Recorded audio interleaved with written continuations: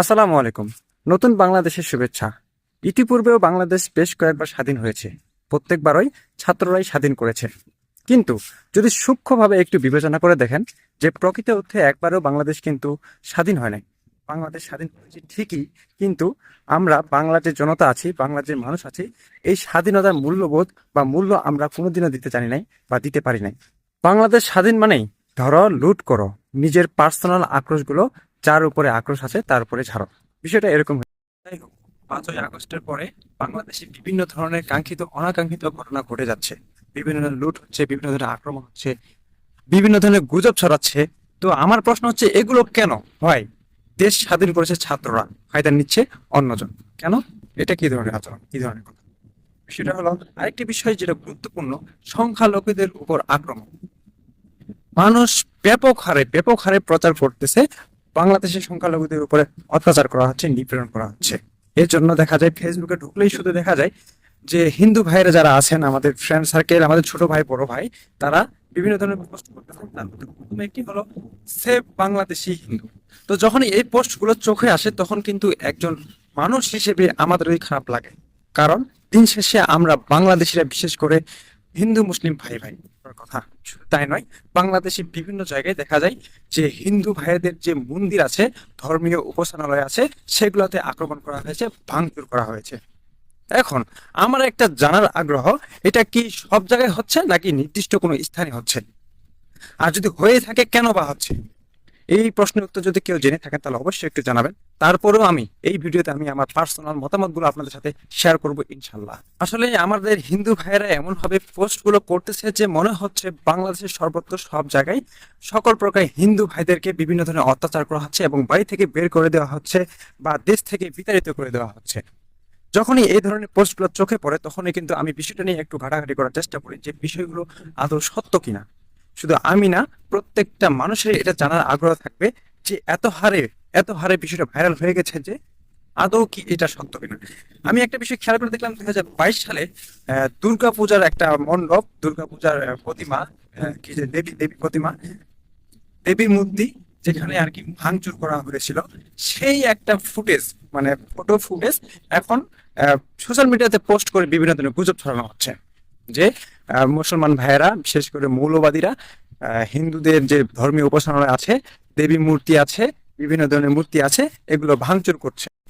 এখন আমার একটা প্রশ্ন, আমার একটা ছোট্ট প্রশ্ন, যে দেবীর মূর্তি, বিশেষ করে দেবদেবীর মূর্তি, আমি যদি মুসলমান, আমি বিশেষ করে এগুলো জানি না, তারপরে আমার জানার আগ্রহ এবং আপনাদের কাছে প্রশ্ন, দেবী মূর্তি কি এখন এই সময়ে আপনারা কি, মানে আপনাদের কি বলে ওটা? আপনাদের মন্দিরে দেবী মূর্তি কি থাকে? যদি থাকে তাহলে আমি ধরে নিলাম হ্যাঁ এটা সত্য। যদি না থাকে তাহলে এটা গুজব। এখন কথা হচ্ছে, যদি গুজব হয়ে থাকে তাহলে আপনারা এটা কেন প্রকাশ করলেন, কি জন্য প্রকাশ করলেন, কি জন্য প্রচার করলেন, বিভিন্ন ধরনের শেয়ার করলেন, লক্ষ লক্ষ শেয়ার ওই জায়গায়, হাজার হাজার শেয়ার কেন? আমার প্রশ্ন এই জায়গায়, যদি প্রশ্নের উত্তর থাকে তাহলে জানাবেন। আর একটা বিষয়, আমি দেখেছি আমাদের ভাই ব্রাদার, আমার ফ্রেন্ড সার্কেল যারা পোস্ট করতেছিল তাদেরকে আমি পার্সোনালি নক করে বলছি, কারণ বিষয়টা আমার খুব খারাপ লাগতেছিল এই কারণে যে দিন শেষে আমরা হিন্দু মুসলিম ভাই ভাই। তাদেরকে আমি নক করে বলছিলাম যে ছোট ভাই, বন্ধু, বড় ভাই, আপনি যে এই পোস্টগুলো করতেছেন, আপনার সাথে কি অন্যায়টা হয়েছে? আপনার বাড়িতে কি হামলা হয়েছে? আপনার বাড়ির আশেপাশে কি হামলা হয়েছে? আপনাকে কে গ্রাম থেকে, আপনার বাড়ি থেকে বিতাড়িত করে দিয়েছেন? যখন এই প্রশ্নগুলো আমি তাদেরকে করি তখনই উত্তরটা পাওয়া যায় যে আমাকে কেউ কোনো কিছু করে নাই, আমার এলাকাতেও কোনো কিছু হয় নাই, কিন্তু আমি দেখতেছি সোশ্যাল মিডিয়াতে বিভিন্ন ধরনের ধর্মীয় উপাসনালয়গুলোতে, পূজা মণ্ডপগুলোতে ভাঙচুর করা হচ্ছে, হিন্দু ভাইদের বাড়িতে ভাঙচুর করা হচ্ছে। এই জন্য আমি এই ধরনের পোস্টগুলো করতেছি। তো বিষয়টা হলো কি, আমি এখানে একটা কথা বলি, যে মানুষ যদি বলে চিলে আপনার কান নিয়ে গেছে, তাহলে আপনি কি চিলের পিছনে দৌড়াবেন না আপনার কান আগে দেখবেন যে কানের জায়গায় কান আছে কিনা? এটা হলো প্রশ্ন। যদি আপনি বুদ্ধিমান হয়ে থাকেন তাহলে সর্বপ্রথম আপনি আপনার কান স্পর্শ করে দেখবেন যে আমার কানটা আমার কানের জায়গায় আছে কিনা। তারপরে যদি না পান কানটা আপনার কানের জায়গায়, তারপরে হয়তোবা আপনি চিলের পেছনে দৌড়াইতে পারেন। যাই হোক, আপনার যদি কোনো কিছু হয়ে না থাকে, আপনাকে কেউ যদি কোনো প্রকার আক্রমণ করে না থাকে, আপনাকে কেউ যদি বাড়ি থেকে বের করে না দিয়ে থাকে, তাহলে আপনি এই ধরনের পোস্টগুলো কি জন্য করতেছেন? মানে আপনার সহধর্মীকে কেউ আঘাত করতেছে এজন্যই পোস্টগুলো করতেছেন? কিন্তু ভাই আপনাকে, হ্যাঁ পোস্ট করেন, কথা হচ্ছে আপনি পোস্ট করেন, কিন্তু তার আগে আপনাকে সত্যতা যাচাই করতে হবে। এই ঘটনাটা আদৌ সত্য কিনা, এই সত্যতা যাচাই করে আপনাকে ফেসবুকে পোস্ট করতে হবে। যদি সত্যতা যাচাই না করে পোস্ট করেন তাহলে এটা গুজব হয়ে যাবে, গুজব ছড়িয়ে যাবে, দেশের মধ্যে বিভিন্ন ধরনের বিশৃঙ্খলা সৃষ্টি হবে। তাহলে আপনারা কি চাচ্ছেন, দেশের মধ্যে একটা বিশৃঙ্খলা সৃষ্টি হোক? প্রশ্ন আমার এখানে। তো যাই হোক, আমি যখন ওদের পোস্টগুলো দেখি, আমাকে বিভিন্ন ধরনের ফুটেজ দেয়, তখন আমারও খারাপ লাগে যে এইভাবে কারো ধর্মীয় উপাসনালয়ে, বিভিন্ন মন্দিরে, ধর্মীয় যেখানে মানুষ ধর্ম পালন করে, এই জায়গাগুলোতে আক্রমণ করা মোটেও উচিত নয়। কোনো জ্ঞানী ব্যক্তি, কোনো ভালো মানুষের এই ধরনের কাজগুলো হতে পারে না। যাই হোক, আপনার যদি কোনো কিছু হয়ে না থাকে, আপনাকে যদি কেউ কোনো প্রকার আক্রমণ করে না থাকে, আপনাকে যদি দেশ থেকে কেউ বিতাড়িত করতে না চায়, তাহলে আপনি কেন এই ধরনের পোস্টগুলো করলেন? প্রশ্নটা হলো আমার এইখানে। যদি উত্তর থাকে তাহলে অবশ্যই জানাবেন। তারপরেও আমি তাদের সাথে আরো বিভিন্ন ধরনের কথা বলি এবং তারা আমাকে বিভিন্ন ধরনের লোকেশন এবং ফুটেজ শেয়ার করে, যেগুলো দেখে আমার অত্যন্ত খারাপ লাগে। যে আসলে কেউ চায় না কোনো মানুষ, কোনো সম্প্রদায়ের মানুষ তাদের ধর্মীয় উপাসনায় এভাবে আক্রমণ করুক, ভাঙচুর করুক বা সংখ্যালঘুদের উপর অত্যাচার করুক। তো তারপরে আমি ফুটেজগুলো পাওয়ার পরে এবং লোকেশনগুলো পাওয়ার পরে বিস্তারিত খোঁজ নেওয়া শুরু করি যে কেন ওই জায়গাগুলোতে, ওই ধর্মীয় মণ্ডপগুলোতে কেন আক্রমণ করা হলো, ওই হিন্দু ধর্মের মানুষের বাড়িতে কেন আক্রমণ করা হলো। এইগুলো যখন আমি ঘাটাঘাটি করতে যাই, তখন বিভিন্ন ধরনের চাঞ্চল্যকর আমি তথ্য পাই। যেমন বিষয়টা হলো, যেসব হিন্দু ভাইয়ের বাড়িতে আক্রমণ করা হয়েছে, যেসব মুসলিম ভাইয়ের বাড়িতে আক্রমণ করা হয়েছে, যেসব দোকান প্রাসাদে আক্রমণ করা হয়েছে, তারা প্রত্যেকেই ছিল শেখ হাসিনা স্বৈরাচারী শাসকের স্বৈরাচারী নেতাকর্মী। এখানে ছোট্ট একটা প্রশ্ন, যাদের বাড়িতে আক্রমণ করা হয়েছে বা যে এলাকায় আক্রমণ করা হয়েছে, তারা কারা? তারা কি অন্য এলাকার সাথে, তারা কি অন্য এলাকা থেকে এসেছে, অন্য জেলা থেকে এসেছে, অন্য থানা থেকে এসেছে? না, তারা ওই গ্রামেরই মানুষ। কেন ওদের, এখন কথা হচ্ছে, কেন ওই গ্রামের মানুষ, নিজ গ্রামের মানুষের বাড়িতে আক্রমণ করলো বা তাদের ধর্মীয় উপাসনায় আক্রমণ করলো? প্রশ্নটি হলো এখানে। বিষয়টা আমি আপনাদেরকে ক্লিয়ার করি। যেহেতু তারা ওই এলাকার নেতাকর্মী ছিল এবং তারা প্রত্যেকে ছিল আওয়ামী লীগ সরকার বা স্বৈরাচারী সরকারের নেতাকর্মী, নিজ এলাকার মানুষ তার এলাকার মানুষের বাড়িতে আক্রমণ করছে, ভাঙচুর করছে। তো এখানে একটা বিষয় আপনাদেরকে ক্লিয়ার করি, শেখ হাসিনা স্বৈরাচার সরকার প্রায় 17 বছর এই দেশে শাসন করেছে, বিভিন্ন ধরনের অন্যায় করেছে, অন্যায়মূলক আচরণ করেছে, অন্যায় শাসন করেছে, স্বৈরাচারী শাসন করেছে। তো এখানে আরেকটা বিষয়, যে একজন সরকারের পক্ষে কোনোদিনই সম্ভব না তৃণমূল পর্যায়ে, গ্রাম পর্যায়ে, শহর পর্যায়ে একাই স্বৈরাচার শাসন প্রতিষ্ঠা করা। এর পিছনে নিশ্চয়ই তার নেতাকর্মীর হাত রয়েছে। দেখুন, একজন নেতাকর্মীরা কিভাবে আচরণ করেছে, বা গ্রাম পর্যায়ে, আমি যেহেতু গ্রামের ছেলে, আমি গ্রামের উদাহরণ দিচ্ছি, যে গ্রামের যারা নেতা ছিল, যারা, সব নেতারা সমান না, কিছু কিছু নেতা ছিল যারা বিভিন্ন ধরনের স্বৈরাচার শাসন করেছে। কথায় কথায় মানুষকে বিভিন্ন ধরনের মিথ্যা মামলা দিয়েছে। মিথ্যা মামলার কারণে দেখা যায় যে অনেক মানুষ শীতকালের কাঁথা ও বর্ষাকালে ছাতা ছাড়াই তাদেরকে রাত নিবার করতে হয়েছে। এটা অত্যন্ত কষ্টের বিষয়। যারা এই রাত পার করেছে, যারা এই ভয়াবহ রাত পার করেছে, একমাত্র তারাই বলতে পারবে যে শীতকালের কাঁথা ও বর্ষাকালে ছাতা ছাড়া রাত পার করতে কেমন লাগে। যাই হোক, আশা করছি বিষয়টা আপনারা বুঝতে পারছেন। যারা স্বৈরাচার শাসকের স্বৈরাচারী নেতাকর্মী ছিল, শুধুমাত্র তাদের বাড়িতেই হামলা করা হচ্ছে, শুধুমাত্র তাদেরকে মানুষ ধাওয়া দিচ্ছে, আর অন্য কারো বাড়িতে দিচ্ছে না। আমি জোর গলায় বলতে পারবো, আপনারা আমাকে প্রমাণ দেন যে এমন কোনো হিন্দু ভাই আছেন, এমন কোনো সনাতনী ধর্মের ভাই আছেন যে তারা কোনো অন্যায় করে নেই, তারপরেও মানুষ, জনসাধারণ, বাংলার মুসলমান তাদের বাড়িতে হামলা করেছে, তাদের ধর্মীয় উপাসনায় হামলা করেছে। আপনারা যদি পারেন তো আমাকে প্রমাণ সহ একটু দেখান। আমি চ্যালেঞ্জ সহকারে বলতে পারি যে এরকমটা কোনো জায়গায় হয় নাই। দেখেন, আজকে আমি দেখলাম যে বেলাডাঙ্গির বিভিন্ন ধরনের সীমান্ত এলাকায় মানুষজন ভারতে পাড়ি দেওয়ার জন্য, অবৈধ পথে পাড়ি দেওয়ার জন্য ভিড় জমিয়েছেন। বেলাডাঙ্গির যে একজন সংবাদকর্মী আছেন, অনলাইন সংবাদকর্মী, তিনি অত্যন্ত ভালো মানুষ এবং সব জায়গায় ভালো এবং সঠিক নিউজগুলো প্রচার করার চেষ্টা করেন। সেখানে আমি দেখলাম তিনি মানুষজনকে জিজ্ঞাসা করতেছেন যে আপনি যে দেশ ছাড়তেছেন, কেন ছাড়তেছেন ভাই? তারা উত্তরে কিছু বলতে পারে না। এক কথা উত্তর হলে ওরা কিছু বলবে না।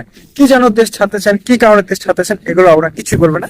বা ধরতে গেলে ওরা মনে হয় কিছুই জানে না যে এই কারণে দেশ ছাড়তেছে, ওই কারণে দেশ ছাড়তেছে। এক কথায়, আমরা দেশে থাকবো না, দেশ ছেড়ে চলে যাব, যেহেতু সরকার পরিবর্তন হয়ে গেছে। তাদের মনোভাবগুলো এরকম হয়ে গেছে। তারপরে দিন শেষে একজন মহিলাকে তিনি জিজ্ঞাসা করেছিলেন যে কাকি, আপনি যে দেশ ছাড়তেছেন বা দেশ ছাড়ার জন্য প্রস্তুতি নিয়েছেন, বর্ডার এলাকায় চলে এসেছেন, বর্ডার ক্রস করে আপনি দেশ পাড়ি দিবেন, তো কেন হয়? তখন সেই চাচি উত্তরে দেয় যে বাবা, আমার এক ভাতিজা, সে আওয়ামী লীগের নেতা, যার কারণে তাকে হুমকি ধুমকি দিয়েছে, এই জন্য আমরা দেশ ছাড়ে চলে যাচ্ছে। তখন ওই সাংবাদিক ভাই প্রশ্ন করেছিল যে হুমকি দিয়েছে আপনার ভাতিজাকে, কিন্তু আপনি কেন দেশ ছাড়তেছেন? উত্তরে তিনি কিছুই বলতে পারেন না, কারণ এর উত্তর নাই। তখন সাংবাদিক ভাই আরো একটি প্রশ্ন করেন যে নেতা ছিলেন আপনার ভাতিজা, আপনার ভাতিজাকে হুমকি দিয়েছে, আপনাকে কি কোনো হুমকি ধুমকি দিয়েছে, আপনাদের বাড়িতে কোনো আক্রমণ করেছে? তিনি উত্তরে বলেন না। তো এই বিষয়টা হলো কি, যে উনার ভাতিজাকে হুমকি দেওয়া হয়েছে, তার ভাতিজা নেতা ছিল, স্বৈরাচার ছিল, বিভিন্ন দিন অন্যায়মূলক কাজ করেছে, যার কারণে মানুষ ক্ষিপ্ত হয়ে তাকে বিভিন্ন হুমকি ধুমকি দিয়েছে, আক্রমণ করেছে, হয়তো বা করেছে, আমি এটা ধরে নিলাম করেছে। তো চাচি বা তার আশেপাশে যে লোকজন আছে তারা কেন দেশ পালিয়ে দিবে, তারা কেন দেশ ছাড়বে? তাদের বাড়িতে আক্রমণ করা হয় নাই। ওই মানুষগুলাই বলতেছে যে আমাদের উপর কোনো আক্রমণ করা হয় নাই, আমরা আতঙ্কে দেশ ছাড়তেছি। দেশে এখনো ওইরকম অস্থিতিশীল পরিস্থিতি বিরাজমান করে নাই যে দেশ ছাড়তে হবে। কেউ যদি এখন স্বেচ্ছায় দেশ ছাড়ে, তাহলে এখানে জনসাধারণের কি করা থাকতে পারে বলেন? তার আতঙ্কের কারণে, তার ভুল বুঝার কারণে যদি কেউ দেশ ছাড়ে, তাহলে এখানে বাংলাদেশের মানুষের কি করা থাকতে পারে? প্রশ্নটা হলো আমার এখানে।